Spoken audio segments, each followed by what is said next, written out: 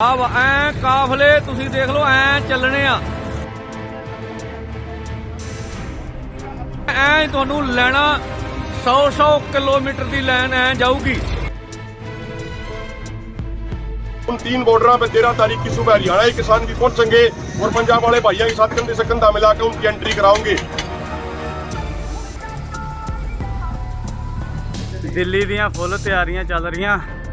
ਬਾਲਣ ਘੱਟੋ ਘੱਟ ਅਸੀਂ ਟਰਾਲੀ ਕਰਤੀ ਆ।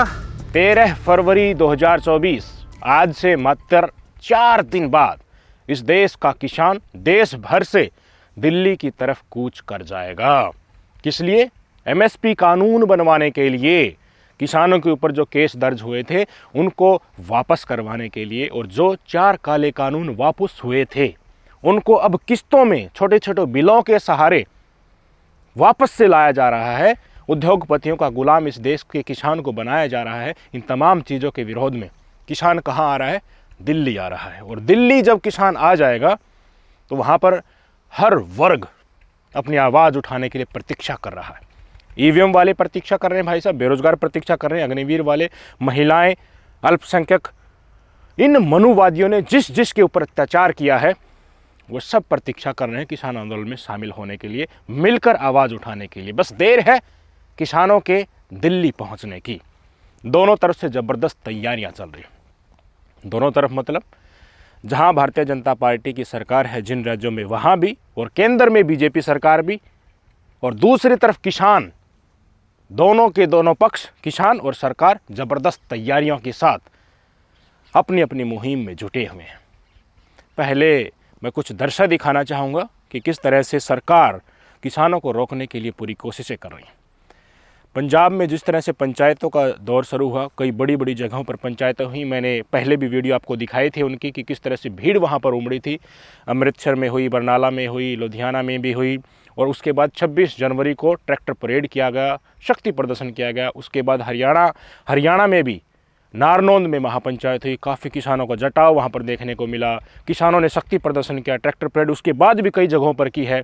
और तैयारियाँ जो किसान कर रहे हैं उसको देखकर हरियाणा की बीजेपी सरकार चाहती है कि किसी भी कीमत पर किसानों को अब की बार पंजाब से पार होकर हम दिल्ली बॉर्डर तक आने नहीं देंगे। कौन सा रास्ता है पंजाब से दिल्ली आने का? हरियाणा के अंदर से ही आया जाएगा। मुख्य पॉइंट है शंभू बॉर्डर। हरियाणा के अंबाला और पंजाब के एरिया जो लगता है वहाँ पर एक टोल है, toll plaza, Shambhu toll plaza जिसको बोलते हैं, शंभू बॉर्डर भी उसको बोलते हैं। वहीं से घग्गर नदी भी निकलती है। वहीं पर पुलिस, हरियाणा पुलिस इतनी ज़बरदस्त तैयारियां कर रही हैं जिसको देखने के बाद आप चौंक जाएंगे। कंटीले तार लगाए जा रहे हैं भाई साहब, बड़ी बड़ी टुकड़ियाँ अर्धसैनिक बलों की बुलाई जा रही हैं। घग्गर नदी में पेट्रोलिंग कर रही है एसडीआरएफ की टीम। क्यों? क्योंकि पहली बार किसान घग्गर नदी से होकर के निकल गए थे जब इस टोल प्लाजा पर पुलिस प्रशासन ने उनको रोकना चाहा था। तो हथियार बंद वहाँ पर पुलिस कर्मचारी हो रहे हैं, वहाँ पर परेड की जा रही है, वहाँ पर मॉक ड्रिल की जा रही है, वाटर कैनन कैसे चलाना है, AK-47 लेकर, और तमाम हथियारों के साथ तैयारियाँ ज़ोर शोर से चल रही है। मैं चाहता हूँ कि आप तस्वीरें देखें शंभू बॉर्डर की, हरियाणा और पंजाब बॉर्डर की, जहाँ से पंजाब के किसान हरियाणा में आएंगे। वहाँ पर पुलिस प्रशासन, हरियाणा की बीजेपी की सरकार किस तरह से तैयारियां कर रही है किसानों को रोकने के लिए, तस्वीर आपके सामने।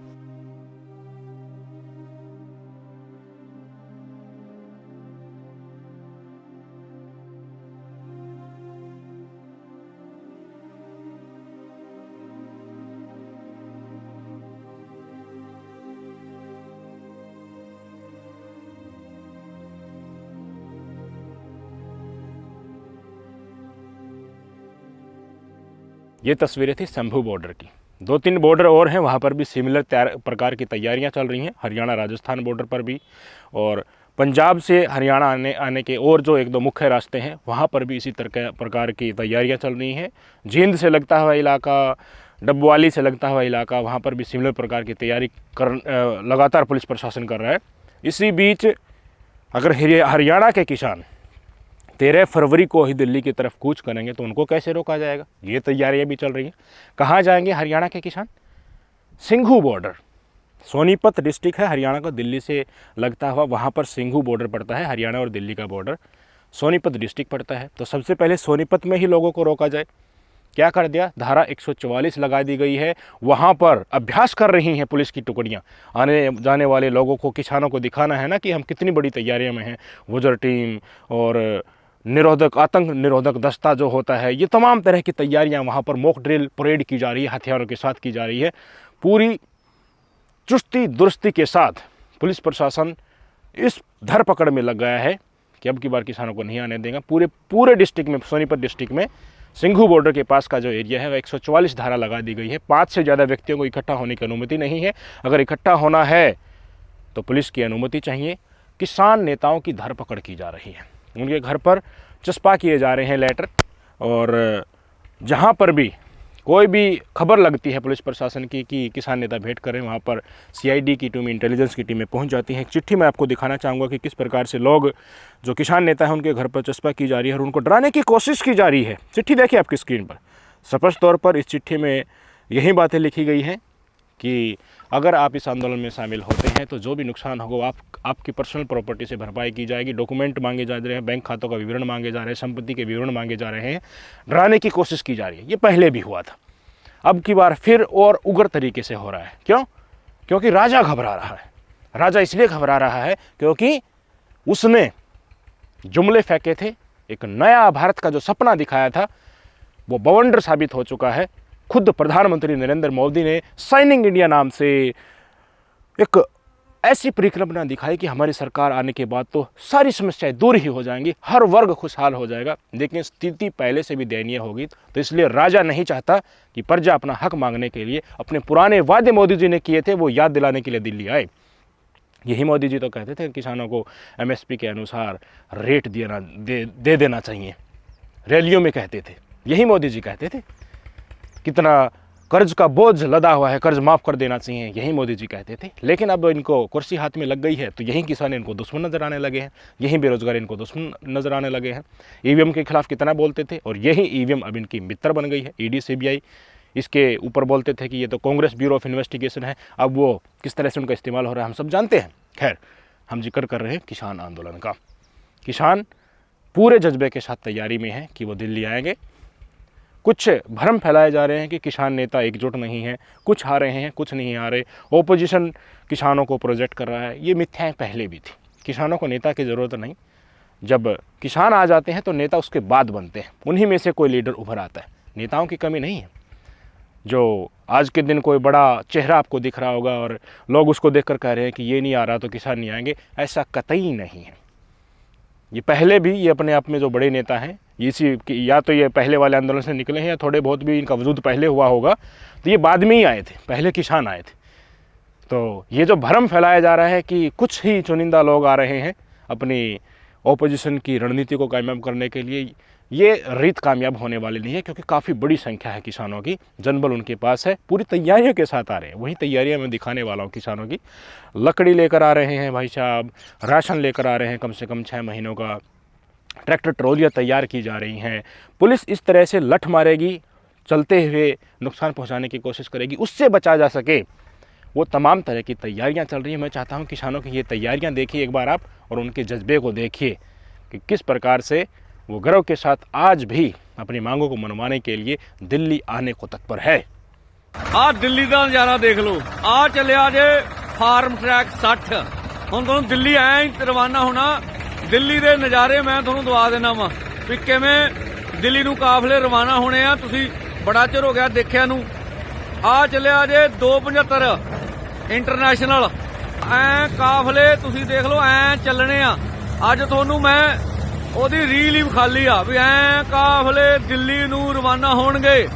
ਦੇਖ ਲਓ ਚੜ੍ਹਦੀ ਕਲਾ 'ਚ ਦੇਖ ਲਓ ਕਿਵੇਂ ਆ, ਐ ਤੁਹਾਨੂੰ ਲੈਣਾ 100 ਕਿਲੋਮੀਟਰ ਦੀ ਲਾਈਨ ਐ ਜਾਊਗੀ ਦਿੱਲੀ ਵੱਲ ਨੂੰ, ਜਿਹਦੇ ਬਾਰੇ ਅਸੀਂ ਤੁਹਾਨੂੰ ਵਿਖਾ ਰਹੇ ਆ। ਐ ਟਰੈਕਟਰ ਟਰਾਲੀਆਂ ਰਵਾਨਾ ਹੋਣਗੇ ਦਿੱਲੀ ਨੂੰ, ਤੁਸੀਂ ਦੇਖ ਸਕਦੇ ਹੋ। ਅੱਜ ਇਹੀ ਵਿਖਾਲਣਾ ਸੀ। ਐ ਕਾਫਲੇ ਤੁਸੀਂ ਦੇਖ ਲਓ ਐ ਚੱਲਣੇ ਆ। ਅੱਜ ਤੁਹਾਨੂੰ ਮੈਂ ਉਹਦੀ ਰੀਲ ਹੀ ਖਾਲੀ ਆ ਵੀ ਐ ਕਾਫਲੇ ਦਿੱਲੀ ਨੂੰ ਰਵਾਨਾ ਹੋਣਗੇ। ਦੇਖ ਲਓ ਚੜ੍ਹਦੀ ਕਲਾ 'ਚ ਦੇਖ ਲਓ ਕਿਵੇਂ ਆ, ਐ ਤੁਹਾਨੂੰ ਲੈਣਾ 100 ਕਿਲੋਮੀਟਰ ਦੀ ਲਾਈਨ ਐ ਜਾਊਗੀ ਦਿੱਲੀ ਵੱਲ ਨੂੰ, ਜਿਹਦੇ ਬਾਰੇ ਅਸੀਂ ਤੁਹਾਨੂੰ ਵਿਖਾ ਰਹੇ ਆ।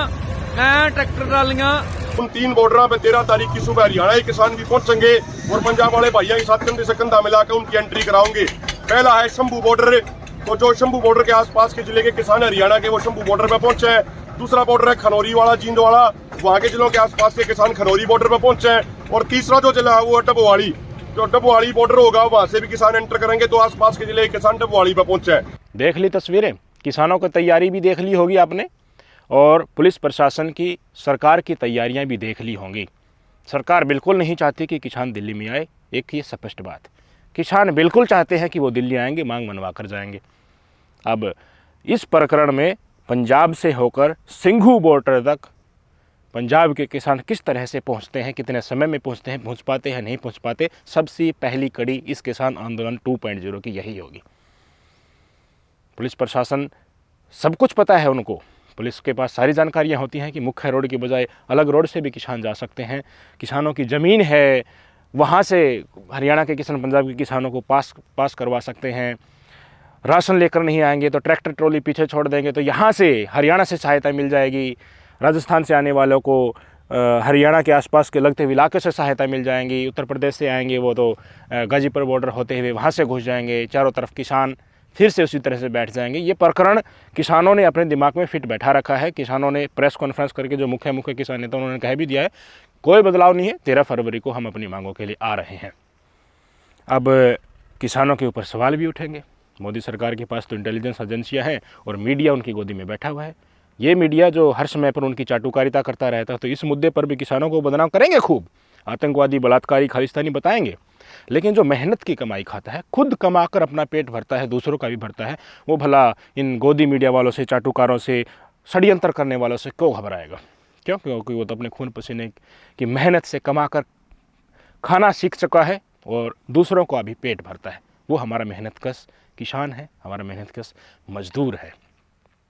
जो किसान भाई ये सोच रहे हैं कि ये तो नौटंकी है, हम ठीक ठाक स्थिति में हैं, हमें आवाज़ उठाने की क्या ज़रूरत है, या जो सोए हुए हैं, जो इस किसान आंदोलन में भाग लेना नहीं चाहते, तो उनका मनोदशा होगी। पर कुछ चीज़ें मैं आपको बताना चाहूँगा कि कुछ सुविधाएं, या कह लीजिए जो किसान को जीने रहने के लिए जो सरकार की तरफ से कानून बने हुए हैं, वो क्या है? बिजली बिल एक सामान्य रूप से आता है, सबके बिजली बिल खेतों में जितने भी लगे होंगे एक फिक्स्ड रेट उनका आता है।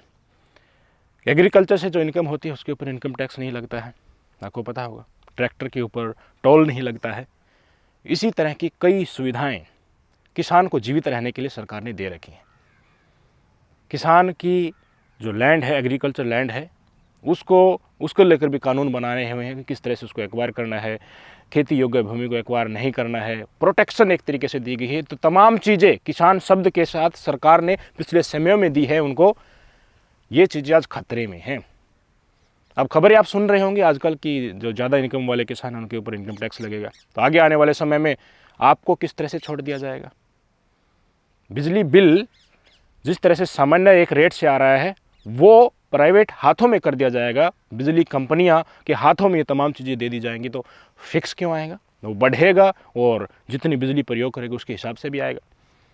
किसान को किसान ने समझकर उनको ये सोचा जाएगा, ये दिखाया जाएगा कि ये तो अपना पेट भरने में, खुद कमाकर खाने में सक्षम है, तो उनके ट्रैक्टर को और खेती योग्य उपकरणों को टैक्स मुक्त क्यों किया जाएगा? ये तमाम चीज़ें हैं जो सोचने की ज़रूरत है। अगर लड़ना भूल गए, अगर कोई भी कौम लड़ना भूल जाती है, अपने हक की आवाज़ उठाना भूल जाती है और सोचती है कि ऐसे ही चलने दो, हमें कोई फ़र्क नहीं पड़ता, तो वो आखिर में गुलाम होती है। उसको नचाया जाता है इशारों पर और वो नाचती भी है। एकजुटता के साथ आखिर में खड़ा होना ही पड़ता है, उखाड़ फेंकना ही पड़ता है तानाशाहों को अपने हक को मंगवाने के लिए। इसलिए सत्ताधारी और जो कुर्सी पर बैठे हैं उनको सचेत करना ज़रूरी है कि हम हमारे अधिकारों के साथ खिलवाड़ होने नहीं देंगे। ये पूरा प्रकरण आपको कैसा लगा? किसानों की तैयारी, पुलिस प्रशासन की तैयारी और अपनी मांगों को लेकर ये जज्बा किसानों का, और देश भर से तमाम संगठन, ईवीएम वाले हों, बेरोजगार हों, अग्निवीर वाले हों, महिलाएं हों, पहलवान हों, जो भी जो अत्याचार सहन कर रहे हैं, वो तमाम किसानों के साथ मिलकर जंग लड़ने की जो तैयारी कर रहा है, इस पर आपकी क्या टिप्पणी है? किसान दिल्ली आ पाएंगे या नहीं आ पाएंगे? पुलिस प्रशासन भारतीय जनता पार्टी कितनी ज़्यादा क्रूरता अपना सकता है, ये ज़रूर आप कमेंट बॉक्स में बताइए। क्यों? क्योंकि कुर्सी पर बात आ गई है भाई साहब, पूरा देश खड़ा हो जाएगा, प्रकरण बदल जाएगा। राजनीति को बदलने में ज़्यादा समय नहीं लगता है। सहारा किसान आंदोलन का होगा, पूरा देश खड़ा हो जाएगा। 2013-14 में जो प्रकरण बना था ना, किस तरह से सत्ता पलट गई थी, मोदी मोदी मोदी चारों तरफ दिख रहा था, तो ऐसे ही बदलने में समय नहीं लगेगा। इस देश की सत्ता को जब इस देश का शासन प्रशासन, इस देश का आम जन दिल्ली आकर अपनी जायज मांगों को मनवाने लगा, वहीं से एक ऐसा नेता निकल आएगा जो मोदी को कुर्सी से पकड़ कर खींच लेगा और दिखाएगा कि शासन प्रशासन ऐसे किया जाता है, राज ऐसे किया जाता है। इन्हीं से भयभीत है ये सरकार। बताइएगा अपने विचार कमेंट बॉक्स में। नमस्कार।